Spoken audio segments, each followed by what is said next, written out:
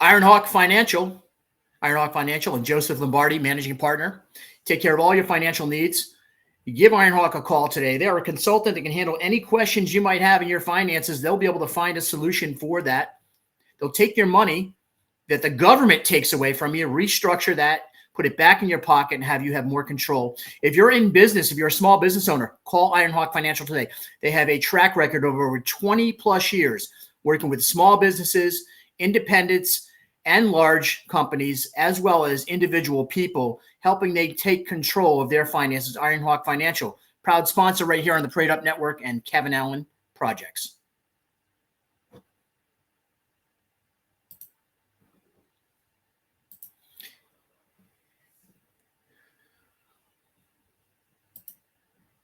And welcome. Here we are, Kevin Allen right here. And I have a really cool interview today. And I hope that you get some popcorn. I hope you sit back. And here's an all call for the ladies out there. You're going to want to watch this interview today. And why? Well, you probably ask me, why, Kevin? Why do you want to watch this interview? Because I'm going to open up everything. I am not going to hold back one part of my life to the questions that I'm about to answer with this next guest. And why? Because I want to be a better person. See, I want to be better in life. I want to be that person that doesn't have to worry about, well, did I do the right thing? Or what did I do 15 years ago? Because let me tell you, I know 15 years ago when I was drinking alcohol and I wasn't a Christian, I'm pretty sure I probably wasn't doing the greatest things then. I know today I live with the belief in God that he's given me, that I know that each and every day I have a chance to do better. How do I do better? Well, sometimes you got to look at your past in order to be better today. And that's what we're going to be doing right here on this podcast with our new friend from TikTok, the sensation, Anna. Now, I want to say Anna because it's kind of fancy, but it's Anna. And Anna, you are on the Facebook and social media platforms, but in particularly on TikTok. I saw you. Coach Anna, you're out in Hawaii. You're an inspirational person who walks the beach every day and talks about your life stories. It made me very interested, and we're going to get into that why in a moment. Anna, welcome to the Prayed Up Network. How are you? Thank you so much for having me. I'm fantastic. Great. So how many times do you think I'm going to call you Anna or Anna today? Because my dyslexia will kick in at some point. And I'll you can just call me Anna. That's fine. People call me both. It's spelled the same way. It is, I know. And so, Anna, you're an interesting person in a sense that you're choosing to share your own personal life on a social media platform. And let's, before we get into that message you do, is that kind of weird? Because I know I do it for a living, right? This is my choice that I have an outlet here, but it's not comfortable for everybody. How did you get into doing this? And before we talk about actually what you do. I love that question. So I think what's helped me the most be so comfortable in front of the camera is that I've been modeling since I was 18. So I'm used to being in front of the camera. And then about 5 years ago, I started posting videos on Facebook just about homeschooling, my homeschooling routine, our schedule. People would always come up to me and say, you need to make a website. How do you homeschool your kids so well? How do you stay so organized? All these things. And so I started uploading these totally cheesy little Facebook videos on helping people how to get organized and homeschool and all those things. And so you've had a natural, so you talk a little bit about, let's start from the beginning, right? So modeling, when did you start modeling? What age did you start modeling? And clearly, let's face it, I know that I'm a very handsome fella, and you probably are aware that you have a beautiful appearance to yourself, but it's not the beauty, because I didn't even look at your beauty, to be honest with you. Your spirit is what spoke to me, and we'll get to that in a moment. When did you start modeling though? When I was 18. Okay. And so I graduated from high school. I didn't want to go to college. So I talked my mom into letting me sign with an agency here in Hawaii, and they hooked me up with an agency in New York City. So I moved to New York City by myself when I was 18. And so I'm going to assume that you were doing some big time modeling. If you're going to make the effort to move from there all the way to New York to get into this industry, how was that experience modeling? It was interesting. I actually didn't take it as seriously as I should have or could have. And I didn't do like anything really huge. I did do some runway stuff, but after about living a year in New York, I ended up moving to Europe and modeling over there for about a year. But then I met a race car driver and I got super distracted. Okay, this is a whole different story. Did you marry the race car driver? No, he wanted to get married, but I didn't marry him. Listen, you got me putting my hat backwards now. You're already getting to the juicy, and it's not even 2 minutes in. What kind of race cars? Was it Formula One over there in Europe? Is that what he drove? Well, actually, he took me to the Formula One in Monaco. He lived in Monaco with his family. He drove a Lamborghini, and we went like 200 miles an hour on the Autobahn. I was about to put on my seatbelt, and he goes, "Anna, don't do that. If we crash, we're dead. Like, no seatbelt is going to save us." Wow. Wow. Was that, I mean, you're how old then when that happened? I was like 19. That's a really big, and I'm going to assume he was older. He was 3 years older than me, probably. Okay. Well, 2 years older. Yeah. Right. Okay. So not that much older. So that's cool. Right. His great grandfather invented elastic. So he was, what? Yeah. So we were like Man. lounging by the Mediterranean, eating out of fruit baskets. And so he's one of those kids. But if you still talk to him, say thank you, because those stretch pants I have, because elastics are the best ever. So thank you so much for those. I'll tell him. Is his last name Elastic? Is that who they named him after or no? Menegato. Oh wow. I don't know how you said that, but it sounded good. So, so you're getting this experience in Europe. And so you go from Europe, you must come back to the States, obviously, at some point. What drove you, the Lamborghini or whatever, the fast car didn't drive you back to the States. What brought you back to the States and got you into where you are now?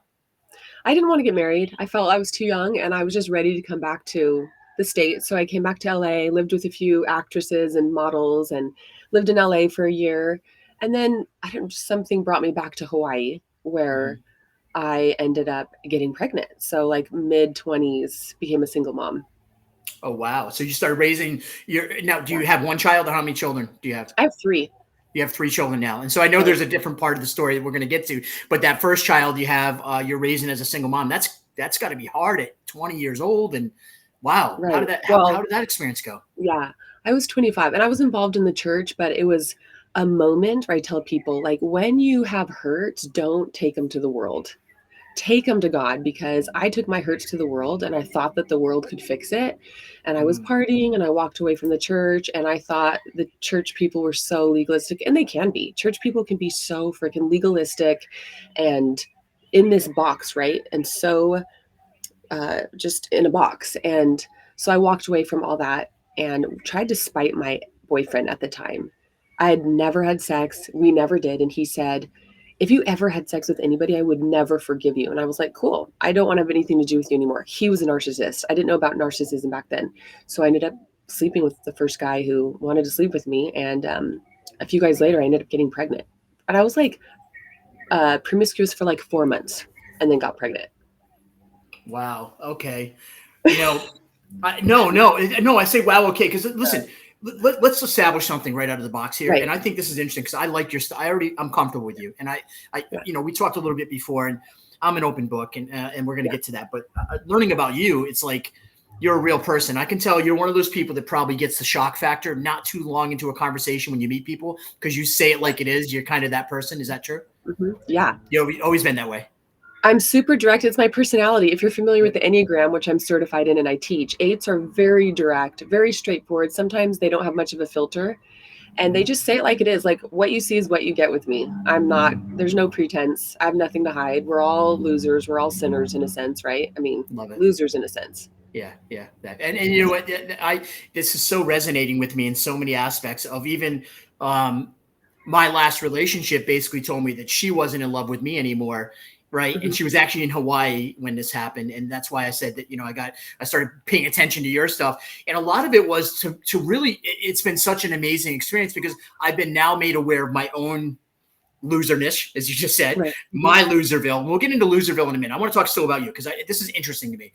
So you have your first child.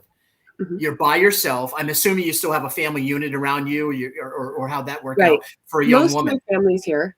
I have a twin sister, an older sister, and between us 3, we now have 12 children. But at the time, there was like 5 maybe. Mm-hmm. And so I had my family support. I ended up going back to the church, getting plugged in. My son's father didn't want to be a dad, and he asked me to abort the baby multiple times. And I just said, that's not going to happen ever. And so mm-hmm. I remember a couple of days before, and going, okay, God, I'm miserable. I know I'm not living right. What is it going to take to turn my life around? A few days later, I found out I was pregnant. And I remember not being shocked. I looked at myself in the bathroom mirror and I was like, okay, this is it. This is what it's going to take. So Now, God used that wasn't that kind of season. heavy though? You said you were 25 when that happened. Yeah, I was 25. Yeah, it was heavy. It was, but at the same time, like I knew because I had such a I had a close relationship with God, but it was at a time when I Mhm. was really doubting his sovereignty in my life. And if I really mattered, I've always struggled with that. Do I even matter? Good And question. so, Yeah. but I felt because I just had that conversation with him a few days prior, I felt like, okay, God, this is what it's going to take. And he used that child to turn my life around. And yeah, it was children are a gift, no matter how they They are a come. gift, and the other gift is the gift of knowing and really truly understanding that love of God. And can I Mhm, ask about, because it's important as we carry on the conversation. And mhm. I have a feeling this is going to be a multi-part series. This doesn't end here. I think I see like a franchise relationship between you and I think we're going to have more conversations. But Love it. one of the things that's interesting is like, where did God begin in your life? Because it took Mhm, 53 years for me to allow God into my life, even though He was there every day, obviously mhm. willing to save me. But where did that happen to you? Because you had a strong influence early on. Right. So I was raised into a Christian home and accepted Christ into my heart when I was 5. So I grew up going to youth group, going to church all the time. And my parents, like from what I remember my childhood, they had an okay marriage. Like I was obsessed with horses and I always tell parents like especially if you have daughters, but if you can get them involved with horses, it'll keep them out of a lot of trouble. And so I was just competing with horses, so I stayed I think in a pretty healthy place for most of my childhood. And then it wasn't until I moved to New York City, I did a little bit of partying, but nothing. I didn't sleep around. I didn't do drugs. It was like ingrained in me. You just don't do that because it's just not worth it. So I've known Christ all my life, but I've definitely walked away from him multiple times. And Why do you it's think just, why do you think a couple of the times when you look back and obviously your life now is complete mhm, control, you're in control. mhm, We all kind of go in that roller coaster ride, I think, in life, and we're going to talk more about that, just not in my journey but others, and how you can help them. But that roller coaster ride sometimes brings us into dark places. And did you have mhm. some of those dark moments that you experienced in life that really kind of impacted you? Like dark places as far as Well, just I mean, those it, places when you're in the middle of the night and you're like, I don't know about you. I'll just go from my perspective. I'm right. looking up. I'm in a room, a hotel room, middle of the night, motel room by myself. I didn't change my clothes because I didn't plan on being out all night. I'm out. I'm full of alcohol in me. I've lost $1,000 of money that I wasted on trying to make friends, and yeah, I'm feeling some real serious regret. I had those moments in my life. I don't think you did, but I'm just wondering maybe you had something like that. Yeah, I mean, I've had lots of moments of regret. I mean, darkest moments was when I was really contemplating suicide twice when I was married to the narcissist slash functioning alcoholic. That was like, I still remember I was pregnant with my last child in the bedroom inside, and I was so utterly miserable, like in tears, felt completely unwanted, unloved, didn't have a friend in sight. And I was Googling, it was horrible. I was pregnant. I didn't really want to take my life, but I didn't want to be alive anymore. And I didn't really see a reason to live. So that was like one of the darkest days in my life, I would say. I want to take a moment. Do you want to take a little break here, or are you good with keeping going? That's a pretty serious. Oh, Uh, no, I'm totally fine keeping okay, going. I just want to make sure because like I also want it. So let's develop this relationship right out of the box here Right. because Mhm, I just want to share with you. I was doing an interview. Which and this is crazy. What a transition. What an idiot I am because I'm just trying to transition out of that mhm, moment because I do want to share with you. I've had suicidal thoughts, right? And I'm not trying to mhm. one up you. I think this is why we're connecting. Right. And I think one of the things that I hear you speak about is all those things that sometimes my mind is racing and causing things in my head when actually when I was able to sit back and allow Christ to work in my heart and allow the love of people in my life to really impact me, I was able to see things clearly and I didn't see that that depressed version of my world. What did it take for you to see that differently in that moment? Because that's a pretty deep dark place. Well, in that moment, I don't even really recall that it was God. I mean, yeah, I'm sure he was the one who was like, okay, Anna, this is not worth it. But it wasn't like this profound moment where all of a sudden I heard from God. And I don't remember exactly what happened, what kind of brought me out, but it wasn't like immediate, it wasn't overnight that I was like, okay, I'm not going to commit suicide. I feel better. I have a peace. It was a long, hard crawl out of this deep hole that I was in. And I didn't understand narcissism or alcoholism even at this point. I just knew that I was in a really bad marriage and I was suffering and I wanted out. Mm-hmm. So I don't know if that answers your question. No, it does. Yeah. Any answer is, there's no Yeah. bad answer here, right? Like we Yeah. just ask things. You could speak in another language. I don't even have to understand. It'll be a good answer. I promise you, I'm good. Listen, I'm humble. I've been humbled in life, many Mhm. ways, and one of the things I'm curious about is what does it mean to be a narcissist? Like you just opened up the opportunity to get on that a little bit, and I want to share your life story, by the way. So anytime we're in a discussion that might apply towards something in your life that kind of got you here, Mhm. just feel free to jump in with a story. This is like two friends just talking over coffee. This is no formality. Right. So, Mhm. but you talked about narcissism. Like, where did you realize you were the narcissist? And Okay, how I did love you that. know? And how did you know you were the narcissist? Right. Because every narcissist, including me, doesn't want to admit you're a narcissist. Right. And side note, I think a real narcissist will never get diagnosed, will Mhm. never actually ask, am I a narcissist? They just Mhm. automatically shut that down. There's no way they're a narcissist. So somebody who's actually not a narcissist is the one who goes online to take the test and to be Mhm. like, am I a narcissist? And they question themselves. Mhm. I didn't take Already the off the test yet, but I'll take the test with you right here. I will do it. but I I will mean, be, yeah, more than happy. it's not even like an online test. It's just like there's like 10 top symptoms, and if you mark off 7 of them or 6, you're Mhm. technically a narcissist. Well, But let's you do that though before we finish. I want you to do that okay, with me okay. before we finish. Oh, Go yeah, ahead. before we finish. So, if you want, I wanna back up a tiny bit because my parents divorced when I was 13, and I didn't realize then that how much that would affect me up until present day, right? I thought that I was okay because I had a relationship with God. I vividly remember sitting on my mom's bed and it was raining and I was 13 and I remember I liked to write back then and I still like to write. Journaling like a prayer to God, like God, I'm going to trust you with my parents' divorce. I'm going to like lean on you and trust in you. And so I thought I was okay. I thought it was like didn't have any trauma from that. But what actually played out was that I developed these core wounds, which they're wounds you get as a child emotionally, and that leads to it causes limiting beliefs where you have these beliefs subconsciously that tell you negative messages such as like, okay, I'm not good enough, I'm not worth being fought for, I'm bad, there's something wrong with me. And so subconsciously I grew up with these limiting beliefs that basically controlled the decisions I would make and the people I would end up being with. And so because I felt so crappy about myself, I ended up the first relationship I got into when I was 17. I look back now, he was for sure a narcissist. It was all about him. And so one bad relationship after the next brought me to marrying into that. But I didn't know about narcissism at all until I went to basically Celebrate Recovery and Al Anon, or both recovery programs. You've heard of Al Anon, right? Yeah, of course I have. And so it's interesting. So your learning about narcissism was from your own experiences of how you were being taken advantage of early on. Mhm. You started to see that, and then you realized in the moment that you were actually in that relationship, and that alcohol and narcissism was a part of that relationship you're talking about. Is that correct?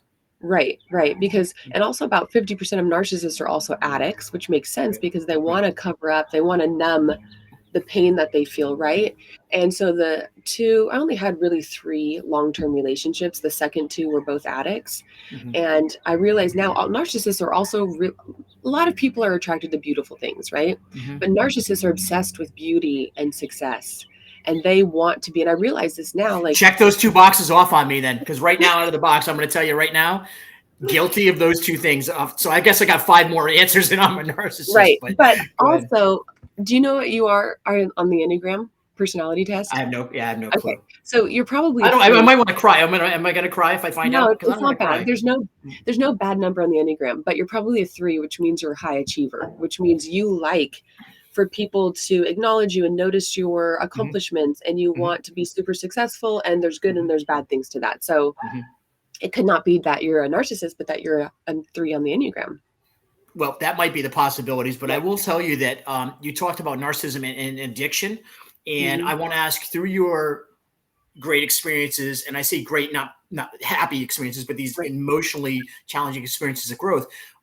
Is narcissism only with alcohol, drugs? Could it be sex? Can it be money? Can it be anything of those things that are addiction? I Right. mean, It could be any PS4 or sort of playing Call of Duty, eating too much mhm. food. All those things are addictions, right? Right.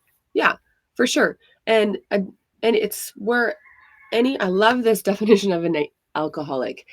It's somebody whose any part of their life is negatively affected by alcohol, but you could insert any addiction, right? Hmm. Hmm. And so with my ex, he had a good job. He was in the army, he was a firefighter, he went to church, he had friends, and he had decent relationship with his kids, but they don't know how to have an emotional connection, right? They say alcoholics don't know how to have an emotional connection with themselves, God, or other people. Hmm. So but our marriage fell apart because of the alcohol.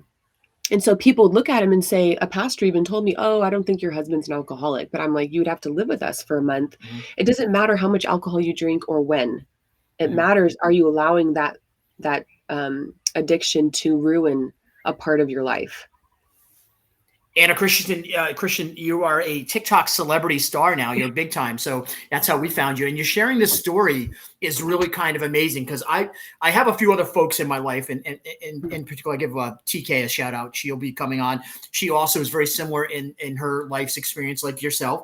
A lot of her journey has caused her to I don't want to speak for TK, but the reason I wanted to speak to you first is because of my own personal connection. I explained to you earlier. So you're out in Hawaii, right? Mhm. Okay, and I I'm was sorry born if here. Right. okay, so you're an official Hawaiian. By the way, I've never been to Hawaii. Why should I want to go to Hawaii? What is beautiful about Hawaii? The beaches, it's just you get off the well, I look like a depending on whatever. dumbfounded you, and I know you know. I mean, like, Yeah, duh, everything's beautiful about Hawaii. but It's a I'm beautiful but I'm place. but I'm thinking like I've never actually been to Cabo, so that's probably closer. Where are you actually? I'm out in Connecticut, out on the East Coast by New York. Oh, You know, up from New York, okay. So in I'm between New trying to York and Boston. Connecticut's right there. okay, So so I was trying to think of someplace closer to you that's comparable to Hawaii, no, and I no, was it's not. imagining you were in California. But No, no, I mean, it's gorgeous. But I've yeah. also been to Fiji. That's gorgeous. Okay. Yeah, your eyes and your feet have touched some beauty. So I've had the beauty of well, you know, up here we have Jewett City, Connecticut, and it's pretty beautiful. It's like I think the average income's like $13,000 a year. So it's a just really nice places, but they're my home, right? Those are my Mhm. environments on the East Coast here. But I've never been to Hawaii. There's no snakes in Hawaii, right? That was what No, my there's ex Paul used to tell me. No snakes at all, right? No snakes on the no. island. No wild animals much aside from wild boar and mongoose. So they're kind of like a squirrel and birds. Like pretty much that's it. You don't have bugs in your bed at night and all that stuff. You don't have any of that A stuff. lot of people do. So the biggest bugs, the three biggest bugs would be centipedes, like large centipedes, Like big enough to cockroaches, carry you off, like huge, like scary, like movie almost. style. You could ride Almost them. okay. Okay, good. Okay, cool. And flying cockroaches and cane What? spiders. Wait, Cane wait, wait, spiders. wait. Let's get back to the flying cockroaches because I know the cockroaches in the East Coast they don't fly, so you guys have a whole different breed. What do you mean They're flying? we nickname them like 747s because they could be like a good 2 inches long. You could see they're like off the ground, like off the floor, like their legs, and Okay. they're really dark and shiny. They're disgusting. But I have traps everywhere. I try to do a really Hmm. good job of keeping the home bug free. But most homes in Hawaii are very open, right? Hmm. Like, Wow. I'm nervous about these flying things now because they sound like they're like the flying monkeys from right. that movie that we watch every year, the black and white movie. What is it? What is the movie? Walk the Yellow Brick Road one. What is that? Wizard of Oz? Yeah, yeah. You know, with the flying monkeys, I just see those little Yeah, flying things going around, yeah. like picking me up and Yeah. taking me out of the I hate castle. cane spiders though. Cane spiders are the worst. They All look right. like baby tarantulas and they run really fast. So, all right, we broke the ice a little bit. We're talking about narcissism. We got into your situation. And so, what compels you to go from, and I'm going to say this and you tell me whether or not this fits. I don't want to Mhm. qualify someone who's been a victim of this behavior to someone who's empowered to now empowering other people Mhm. to fix these problems. Where's that transition take place in your life? When did it take place? Yeah, I would say there goes a tractor. Hope it's not too loud. I live down it's a dirt perfect. road No, it's in the okay. country. It's So, cool. I love it. I love it. okay, It's like a country. Like we're watching a country video right here. Go ahead. Explain. right. Tell Yeah. me. So, yeah, the most painful thing in my life has actually become the catalyst to sharing my message and has now become my livelihood, which is healing, actually like rescuing myself out of that narcissistic relationship and getting to a point where now I love my life and I hated myself before, to a point where now I can share this message with other people and I'm passionate about it. Like I love talking to people about their toxic relationships and getting them to a place where they heal that relationship to themselves and they love being with themselves. They love going places by themselves and learning new hobbies. So the transition took place when I went to Al-Anon. Was the first step that night. I also remember it was like a huge life experience for me going to Al-Anon and realizing, oh, now I know what I signed up for. Like I had no idea what the hell was happening until I went to Al-Anon, and I went home that night and just stopped engaging with my ex-husband. Why did you want to go there though? Why did you want to go to that? Like, what inspired you to do that night is the question. Okay, so one of my best friends invited me, and she was married to a sober alcoholic, and I was like, okay. I was a little bit hesitant, but I was like, I'll go. And then I went, and I remember sitting there in this like stuffy cafeteria room with like these loud fans and like 10 older women, super old, a lot older than me. And I'm just like, what am I doing here? But by the end of the meeting, I was like, wow, the lights turned on. I went home that night and I was a really different person. I just stopped, like I said, I stopped engaging with him as much. It was a long process because I'm a fighter. I'm super assertive and I don't back down from conflict, but I really realized I wrapped my head around something so important when it comes to alcoholism. You are powerless. Like you're totally powerless to control that person in that situation. Nothing you say can change them or inspire them or motivate them to stop lying and to love you better and to have an emotional connection. Why do you think that? So this is where it's going to get hard because I'm going to start to add in some of my. Is that okay? How do you want to do this? So let's actually do this. Let's set some ground rules here because I have to now surrender my control. Although I'm going to help edit this whole process and carry the conversation on to some degree, I would like you to be able to just use this time to actually get me into a position that's uncomfortable to answer questions as you're explaining. I don't mind if you start asking me these questions. I'm doing this. This is going to be, people are going to see this. So I just want to be really open that my attempt here is to make sure I help somebody. Like I also want to help myself, but I also know that it's important that we don't talk about this enough as guys. I'm 54 years old. The men are probably going to want to beat me up for opening up this discussion because I do know this. I'm not necessarily a narcissist today, but every tactic that I used, I don't need to take a test to tell you this. I've used narcissist tactics to take advantage and get what I wanted. Why do men feel why do we feel like in our society that that's just our heir apparent to the world we live in? Wait, sorry, say the last part of your question. Why we feel like it's our heir apparent. In other words, it's inherited to us that we can just go out and dominate relationships with this, I'm a man and you're a woman and you're pretty. So you just, I show you a little attention, win you over in the beginning. I don't have to pay attention to you anymore. I can drink alcohol and you'll be there for me. And we grow comfortable, not realizing like a plant, if you don't water it, that relationship dies. Right. I mean, I know women can be like that too. But I'm going to get to that too, because I think narcissism like you've opened it up. Is narcissism a one-way street? Is it only women or only men, or can women be narcissists? No, I actually know a female narcissist, and I, like most people in this world, this is one person that is really hard for me to be around because, and I won't get into it right now, but she threw me under the bus at church and spread lies about me and literally gaslit me to my face. And we were best friends. And so when you see somebody finally gaslight you and you're like, whoa, you pulled the wool over my eyes. I was duped. Like I fell for her stuff. Anyhow, so women can be narcissists too. But back to your question. We're going to talk about her down the road. I want to learn about her, but after this. Let's go. So it's not, I think part of it's a male thing because men are naturally designed to be the leaders and the guys, the people in charge, right? That's how God ordained the hierarchy, so to speak. People are probably going to disagree with me. And I'm so sorry. Is that going to be a problem, how loud that tractor is? No, you keep going. Listen, I think it's awesome that you're on a farm, you're in Hawaii, and we're talking about. I hope that there's a man sweating outside, satisfying our anti-narcissist conversation right now. I hope somebody's out there, and hopefully he's a narcissist and he's working really hard. Actually, it's so funny. It's my landlord's son, and he's a narcissist for real. I love this. He's a real narcissist. But anyhow. Okay. All right.